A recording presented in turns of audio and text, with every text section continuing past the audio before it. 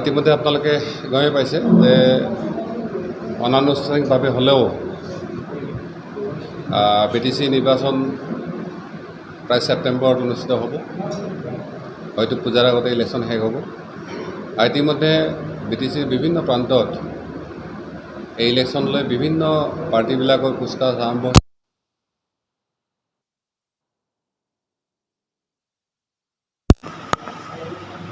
আমাৰ কাউন্সিলত কেন্দ্ৰীয় অধিৱেশনত সিদ্ধান্ত হৈছিল যে এইবাৰ আমি অকলে ইলেকশ্যন খেলা সলনি BPFৰ লগত মিলিতভাৱে যাতে ইলেকশ্যন খেলোঁ। আৰু সেই সিদ্ধান্তৰ পিছতে অনানুষ্ঠানিকভাৱে আমাৰ আলোচনা হোৱাৰ পিছতো আমি আনুষ্ঠানিকভাৱে আলোচনা হৈছোঁ। এই আলোচনাত বিশেষকৈ আমাৰ এটা কথাত আমি অগ্ৰাধিকাৰ দিছোঁ যে এইবাৰ যাতে হেড্ৰামা মহিলাই ডাঙৰীয়াৰ নেতৃত্বত BPFৰ চৰকাৰ হয় আৰু তাত যাতে GSP সহযোগী হয়। আৰু একচুৱেলি সহযোগী যাতে আহে। আৰু আপোনালোকে ইতিমধ্যে BTCৰ যিটো খবৰ আপোনালোকে ক'লৈ পায়, এই এলায়েন্সটো আমি ভবাৰ ধৰণে সম্ভৱ হ'লে আমি বিশেষকৈ কোকৰাঝাৰ সমষ্টিৰ যি 12টা সমষ্টি আছে, সেই আটাইকেইটা সমষ্টিতে আমি GSP আৰু BPFৰ কেণ্ডিডেটবিলাক আমি জিকাব পাৰিম। এইটো আমি দৃঢ় বিশ্বাসেৰে ক'ব পাৰোঁ। আৰু এই প্ৰসংগতে আমি দুই এটা গুৱাহাটীৰ পৰা বিশেষকৈ গুৱাহাটী বেছ যিবিলাক মিডিয়া আছে তেওঁলোকে যে কৰিছে, কালি আমি আছাম টাইমত দেখিছোঁ, তাত অলপ APFলক বেছিকৈ দেখুওৱা হৈছে। হয়তো তেওঁলোকৰ নিজৰ মানে পাৰ্টিৰ চেনেল হিচাপেও ক'ব পাৰিছে, বেলেগ কথা। আৰু বিশেষকৈ ওদালগুৰি আৰু বাক্সাত BPFৰ অলপ প্ৰচাৰটো কম হৈ গৈছে বা জ্বৰটো কম গৈছে। কিন্তু মই যিহেতু নিজে আমি বাক্সাৰ তামোলপুৰ ঘৰ ওদালগুৰি আমি ভ্ৰমণ কৰি আহিছোঁ, আমি কোকৰাঝাৰ সাংবাদিক বন্ধুসকলৰ জৰিয়তে গতিকে কোকৰাঝাৰবাসী ক'ব বিচাৰিছোঁ যে চিৰাং আৰু কোকৰাঝাৰৰ হয়তো GSP আৰু BPFৰ বাহিৰে কোনো পাৰ্টি এখনো আসন পোৱাৰ সম্ভাৱনা নাই। আৰু একে পৰিস্থিতি কিন্তু তামোলপুৰ, বাক্সা আৰু ওদালগুৰিত হ'ব গৈ আছে। আমি যিমানে গ্ৰাউণ্ডলৈকে এই এলায়েন্সটো নিব পাৰিম, সিমানে ভোটবিলাক কনচলিডেট হ'ব আৰু বেলেগৰ ভোটটো যিহেতু ডিভিজন হ'ব, ইয়াত বিশেষকৈ BPFৰ পাৰ্টিবিলাকে বেছি বেনিফিট হোৱাৰ সম্ভাৱনা আছে আৰু আমি GSP পাৰ্টিবিলাকৰ তাত ওলাই যাব পৰা যাব। আমাৰ প্ৰথম লাইনে আলোচনাত আমি চাইছোঁ যে আমাৰ বিশেষকৈ বড়ো ভাইসকলৰ জাতীয় যিবিলাক আশা আকাংক্ষা আছে বা BTCৰ পৰা যিখিনি উন্নয়ন বিচাৰে, তাৰ লগতে আমাৰ আধা জাতি জনগোষ্ঠীৰ লোকসকলো যাতে এই BTCৰ পৰা আশা কৰিব পাৰে আৰু তেওঁলোকৰ চেণ্টিমেণ্টটো, তেওঁলোকৰ বিষয়খিনি আমি এটা উন্মোচিত কৰ্মসূচীৰ জৰিয়তে আনিব চাইছোঁ। এইটো ভূমি অধিকাৰেই কওক বা ভাষাৰ ক্ষেত্ৰতেই কওক, পোৱা নোপোৱাৰ প্ৰশ্নতে কওক, উন্নয়নৰ প্ৰশ্নতে কওক। আৰু আমাৰ বিশ্বাস যে যদি আমি দিছোঁ আমি আহিব পাৰোঁ, তেতিয়াহ'লে কিন্তু আমাৰ বেছি মুনাফা হোৱাৰ সম্ভাৱনাটো আছে। এতিয়া আৰু এটা বিষয় ইয়াত কোকৰাঝাৰত বিশেষকৈ মিডিয়াবিলাকক আমি দেখিছোঁ যে দুৰ্নীতি বিষয়টো লৈ ইতিমধ্যে আপোনালোকে জানে যে শিক্ষা বিভাগত এটা নামত আছোঁ কিছুমান কথা হৈছে, মানে যিটো ঠিকাক লৈ বা হেৰিক লৈ পাইৰেচিৰ কথা প্ৰসংগও আহিছে। ইয়াৰ জৰিয়তে আমি আমাৰ BTC CM ডাঙৰীয়াক আমি অনুৰোধ জনাইছোঁ, আহ্বান জনাইছোঁ যে যিহেতু কথাখিনি ওলাইছে, এই টেণ্ডাৰ কেঞ্চেল কৰি তেওঁলোকে সকলোবিলাক তদন্ত মই ভাবোঁ এটা ভাল বিশ্বাসী মেজিষ্ট্ৰেটেই হওক, জুডিচিয়েল হওক, তেওঁলোকক দিলে বেছি ভাল হয়। সকলোবিলাক তদন্ত মই ভাবোঁ এটা ভাল বিশ্বাসী মেজিষ্ট্ৰেটেই হওক, জুডিচিয়েল হওক, তেওঁলোকক দিলে বেছি ভাল হয়। তেতিয়া মই ভাবোঁ যে তেওঁলোকে আকৌ ব্লেম কৰাৰ কথা নাই। আৰু এটা কথা হৈছে BTR প্ৰসংগটো লৈ ইতিমধ্যে বিভিন্ন পক্ষই BTR কাৰ্যকৰী হোৱা নোহোৱালৈ কথাখিনি চলি আছে। আপোনালোকে হয়তো শুনিছে যে আমি যেতিয়া ওদালগুৰি পাৰ্টত গৈছিলোঁ, তাত বিশেষভাৱে আমাৰ শোণিতপুৰ ডিষ্ট্ৰিক্টবিলাকৰ পৰা যিবিলাক BTCত এমপ্লয় হৈছে, সেইখিনি কোনো ডিলিমিটেশ্যন নোহোৱাকৈ ৰৌতা বা মাজবাটত এইখিনি সোমাৰ কাৰণে এটা প্ৰচেষ্টা চলি আছে প্ৰশাসনিকভাৱে। আমিও GSP ফালৰ পৰা সেইখিনি আমি বিৰোধ কৰিছোঁ যে যিহেতু BTR ৰেকৰ্ডত তেওঁলোকে 60টা সমষ্টি কৰাৰ কথা কৈছিলে, আৰু হাজাৰ হাজাৰ গাঁও অন্তৰ্ভুক্তি আৰু এক্সক্লুজনৰ কথা কৈছিলে। যিহেতু কমিশ্যনে ৰিপৰ্টেই দিয়া নাই এতিয়ালৈকে, বাউণ্ডাৰী কমিশ্যন যি গঠন কৰিছিল তেওঁলোকে ৰিপৰ্টেই দিয়া নাই এতিয়ালৈকে। আৰু তাতে অকল গাঁও সোমোৱা কথাটো নাছিলে, গাঁও কটা কথাটো আছিলে। গতিকে শ্বৰ্টকাট কৰাৰ যিটো পলিচি, মই ভাবোঁ প্ৰশাসনে এইটো বন্ধ কৰিব লাগে। হয়তো APPL ভয়ো খাইছে যে যিহেতু ডিলিমিটেশ্যন নহ'লে, কমিশ্যনৰ মানে ৰিপৰ্ট নহ'লে বা গাঁও কৰ্টন হোৱাৰ, গাঁৱটো কৰ্টনটো বাদ দিয়ক, গাঁও ইনক্লুড হোৱাৰ পিছত যদি BDCত নোসোমায় তেতিয়া হয়তো তেওঁলোকৰ এটা মানে কি কয় ব্যৰ্থতা এটা থাকি যাব। সেইকাৰণে হয়তো তেওঁলোকে শ্বৰ্টকাট কৰাৰ কথা কৈছে। মই আজি আপোনালোকৰ জৰিয়তে প্ৰশাসনক অনুৰোধ জনাইছোঁ যাতে এই ধৰণৰ হত্যাৰী সিদ্ধান্ত এটা নলয়। ইতিমধ্যে আপোনালোকে দেখিছে যে বহুত বিৰোধ হৈছে বিষয়ে। আৰু ঠিক তেনেকৈ হয়তো নলবাৰী পাৰ্টতো তেনেকুৱা ধৰণে কিছু কাটা গৈছিলে, দৰঙৰ পাৰ্টত সেইবিলাক সোমোৱাৰ চেষ্টা কৰিব পাৰে।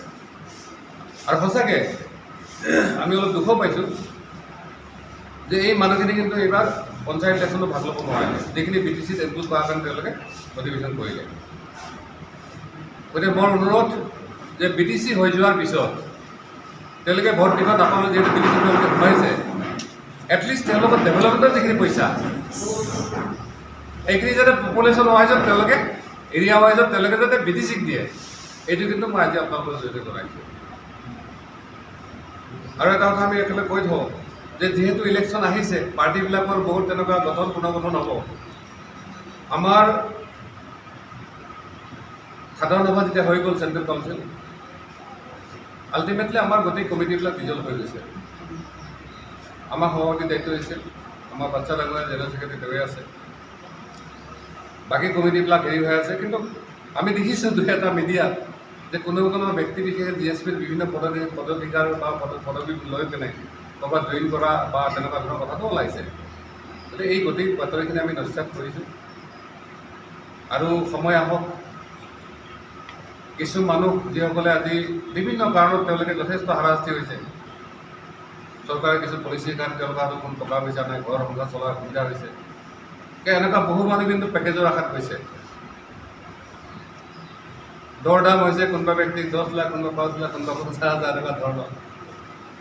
এই তথ্য প্ৰমাণে কিন্তু আমাৰ হাতত আছে। আমি ভাবোঁ ইলেকশ্যন অহাৰ লগে লগে সেই তথ্য প্ৰমাণে আপোনালোকক দিম। আৰু আমি বেয়া পোৱা নাই যে আমাৰ কোনোবা ল'ৰা এটা দুই এষাৰ আমাক গালি পাৰি যদি কোনোবা পাৰ্টিত গৈ কেনে 50,000, 1 লাখ টকা পইচা বোলে বেয়া নাপাওঁ। আৰু তেতিয়া আমাৰ বহু মানুহকো কৈছোঁ যে এইখিনিয়ে সময় আপোনালোকে যে আপোনালোকে 2-1 পইচা লৈ লওক, আৰু ইলেকশ্যন যেতিয়া আহিব, সময় যেতিয়া আহিব, আকৌ আপোনালোকে ঘূৰি আহি নিজৰ যাত্ৰাকে ইলেকশ্যনত আপোনালোকে সহায় কৰিব। থলমূলকৈ এইখিনি মই বিশেষকৈ সাংবাদিক বন্ধুসকলক আমি ভাবোঁ আপোনালোকে বেছি দিন ধৈৰ্য ধৰিব নালাগে। নেক্সট আমাৰ যিটো আলোচনা হ'ব তাতে এই গোটেই কথাখিনি ওলাব যে আমি আচলতে কিমানত খেলি আমি। কিন্তু এটা কথা আমি চিঞৰলি কৈছোঁ, BBFক কোনেও যাতে ইফাল সিফাল কৰিব নোৱাৰে। সেইকাৰণে তেওঁলোকে একচুৱেলি মেজৰিটি পোৱাকৈ কমচে কম 22-23টা চিট তেওঁলোকে যাতে অকলে জিকিব পাৰে, কাৰো সহায় নোহোৱাকৈ, যাতে পিছৰ BDC সুস্থিৰ হয়, আকৌ যাতে কিনি মেলি নিবেলকে কোনো কাৰণে হেৰি কৰিব নোৱাৰে। এই ধৰণৰ কিন্তু পলিচি এটা আমি GSP আছে। আমি BBFক জিকাৰ কাৰণে আমি যিখিনি পলিচি সেইখিনি কৰি আছোঁ। আৰু বাকী এটা মানে আমি যদি চৰকাৰ এটা পাৰ্ট হ'ব পাৰোঁ, সেই ধৰণৰ পাৰ্টৰ কাৰণে আমি ইলেকশ্যন খেলাৰ কাৰণে প্ৰস্তুতি চলাইছোঁ। আৰু আমি ভাবোঁ নেক্সট যিটো চিটিং তাত এই বিষয়খিনি আমাৰ ফাইনেল এটা আলোচনা হ'ব। আপুনিও খেলাৰ সম্ভাৱনা আছে নেকি? চব নৱঘৰীয়া ইলেকশ্যন খেলাৰ কথাটো কোনো কথা নাই। ইয়াৰ পিছত আকৌ MLA আহি আছে, গতিকে আমাৰ কাৰণে সময় যথেষ্ট আছে। এই সিদ্ধান্তটো BDC ৰাইজৰ ওপৰত। ইলেকশ্যনৰ মুহূৰ্তবিলাকত আপোনালোকে গম পাব কি হয় নহয়। যেনেকুৱা এতিয়া আপুনি দেখিছে যে আমাৰ কি কয় BPF-সকলে যেতিয়া আগৰ আমাৰ ex-MLA বা ৰানিং MLA-বিলাকক বা কোনোবা MP আছিল তেওঁলোকৰ খেলা কথা চলি আছে। BJP আকৌ ওলাইছে, সেইদিনা দেখাৰ ভিতৰত খেলা কথা আছে, আমাৰ বিশ্বজিৎ খেলা কথা ওলাইছিলে, হয়তো তেওঁ অলপ বেগ হৈ ডিপেণ্ড কৰক, হয়তো তেওঁলোকে খেলাব পাৰে, এনেকুৱা ধৰণৰ এটা পলিচি চলি আছে। গতিকে তেনেকুৱা হ'লে হয়তো নৱঘৰীয়া বা এনেকুৱা ধৰণৰ মানুহবিলাক খেলিব লাগিব পাৰে, সেইটো কথা মই ডিনাই নকৰোঁ। কিন্তু আজিলৈকে আমাৰ তেনেকুৱা একো আলোচনা হোৱা নাই। যোৱাবাৰত আপোনালোকে প্ৰমোদ বড়ো চৰকাৰ গঠন কৰাত সহায় কৰিছিল। প্ৰমোদ বড়ো আপোনালোকক এজনকৈ সদস্য, কাৰ্যবাহী সদস্য হিচাপে তেওঁক দিছিলে। কিন্তু এইবাৰ কি কাৰণত আপোনালোকে প্ৰমোদ বড়োক সহায় নকৰে? ছাৰ, প্ৰমোদ বড়ো তেখেতসকলৰ এজেণ্ডাটো বেলেগ আছিলে, তেওঁলোকৰ সম্পূৰ্ণ BTR এজেণ্ডা আছিল। কিন্তু BDCৰ পৰিৱৰ্তনৰ স্বাৰ্থত যিহেতু তেতিয়া BPFৰ ওপৰত যথেষ্ট ব্লেম আছিলে কৰাপশ্যনকে আদি কৰি বহুত কিবা কিবি আৰু আমাৰ মানুহখিনিও বহু ক্ষেত্ৰত BTCৰ পৰা বঞ্চিত হৈ আছিল যাৰ কাৰণে আমি বিফৰ ইলেকশ্যন আমি কাৰো লগত এলায়েন্স কৰিব পৰা নাছিলোঁ ইলেকশ্যনৰ পিছত পৰিস্থিতি এনেকুৱা হ'ল আমাৰ এজন আহিলে তেতিয়া 21 জন লাগে এজন আমাৰ আছিলে কাৰণ চলুৰ পৰা যদিও জইন কৰিছিলে তেওঁ দুদিন পিছত আহি পাইছে আৰু সেই সময়ত যেতিয়া নেতৃত্ব কথা পাতিলে CM ডাঙৰীয়াও আমাক ক'লে বা প্ৰমোদ বড়োক ক'লে দাদা এনেকুৱা হ'ব লাগে আমি আশা কৰিছোঁ যে পৰিৱৰ্তন স্বাৰ্থত প্ৰমোদ বড়ো যদি আগবঢ়াই দিব পৰা যায় এজন যুৱ মানে নেতা হিচাপে আমিও ভাবিছিলোঁ কিন্তু যিখিনি এজেণ্ডা আছিল তেনেকুৱা আমি কৈছোঁ বাউণ্ডেৰী কমিশ্যন হৈছিলে তাত গাঁও বৰ্তনো আছিলে গাঁও মানে ইনক্লুডো আছিলে আমাৰ কোনো সন্দেহ নাছিল যে য'ত মেজৰিটি আমাৰ ট্ৰাইবেল বা বড়ো মানুহ আছে তাত সেইটো গাঁও অন্তৰ্ভুক্ত হওক কিন্তু যিসকল আমাৰ ইমান ডিমাণ্ড আছিলে য'ত এজনো ট্ৰাইবেল মানুহ নাই বা বড়ো মানুহ নাই সেইখিনি গাঁও কটা কথা আছিলে গতিকে এনেকুৱাবিলাকত তেওঁলোকে একো নকৰিলে আৰু বিশেষকৈ আমাৰ শৰণীয়াসকলৰ যিটো ইছ্যু লৈ আমাৰ এগেইনষ্টে যিটো ষ্টেণ্ড তেওঁলোকে ল'লে আৰু শৰণীয়াসকলক ST দিব দিয়াৰ ক্ষেত্ৰত কচাৰী কৰাৰ পিছত তেওঁলোকৰ মানুহবিলাকে অফিচে চফিচে যিটো বাধা দিলে ইয়াৰ পিছত নগৰখনীয়াৰ কোনো কাৰণতে AV বিলক ছাপোৰ্ট কৰিব পৰা পজিশ্যনটো নাছিল ইভেন আমাৰ এনেকুৱা আলোচনাও আছিল যে আমি এটা কমন মিনিমাম এজেণ্ডা আণ্ডাৰত আমি চৰকাৰ কৰিব পাৰিলোহেঁতেন তেতিয়াও ভাল আছিলে মই নিজে প্ৰমোদ বড়ো ডাঙৰীয়াক কৈছিলোঁ যে ভৱিষ্যতটো আপুনি ৰাজনীতি কৰিব মইতো ৰাজনীতি নকৰোঁ কাৰণ মোক ৰাইজে এটা অপশ্যন হিচাপে ৰাখিছিলে কিন্তু তেওঁলোকে যেতিয়া নকৰিলে তেওঁলোকে নিজৰ মাজত চলিলে এতিয়া আৰু কোনো তেনেকুৱা ধৰণৰ বিকল্প ৰৈ থকা নাই আৰু যিহেতু হেগ্ৰামৰ মহিলা ডাঙৰীয়াৰ ওপৰত যিখিনি অভিযোগ আছিলে আজি 5 বছৰ তেওঁলোকে পালে এটাও তেওঁলোকে প্ৰমাণ কৰিব নোৱাৰে ইয়াৰ পিছত মই ভাবোঁ হেগ্ৰামৰ মহিলাই আকৌ আমি যিহেতু BTCৰ বহু মানুহে হেগ্ৰামৰ ক্ষেত্ৰত কমফৰ্টেবল যিটো প্ৰমোদ বড়ো নট ডিচেবল কিন্তু হেগ্ৰামা বহুত ক্ষেত্ৰত ডিচেবল মানুহখিনি খুব সহজ সৰল নোৱাৰিব পাৰে প্ৰমোদৰ কিন্তু তেওঁৰ এটা বহুত বেছি এক্সপিৰিয়েঞ্চ বা বহুত বেছি কাৰণে তেওঁ অলপ তেনেকুৱা ধৰণৰ এটা বহুতে ভাবে তেওঁৰ অলপ মানে অহংকাৰ আছে কিবা আছে তেওঁ নাথাকিব পাৰে মানুহে তেনেকুৱা অলপ ভাবে আৰু জানেতো আমিতো ৰাইজৰ মতেহে চলিব লাগিব আমি নিজাকৈ একো চলিব নোৱাৰোঁ সেইকাৰণে আমি ভাবোঁ যে এইবাৰ নিশ্চিতভাৱে হেগ্ৰামৰ মহিলাই আগবঢ়াই দিলে ভৱিষ্যতৰ BTCৰ কাৰণে মংগল হ'ব ঘৰত আনন্দ আৰু সম্পৰ্কৰ চমক বজাই ৰাখিবলৈ জৰুৰী হৈছে সকলো আনন্দময় মুহূৰ্তত মৰমৰ উপহাৰ দিয়াটো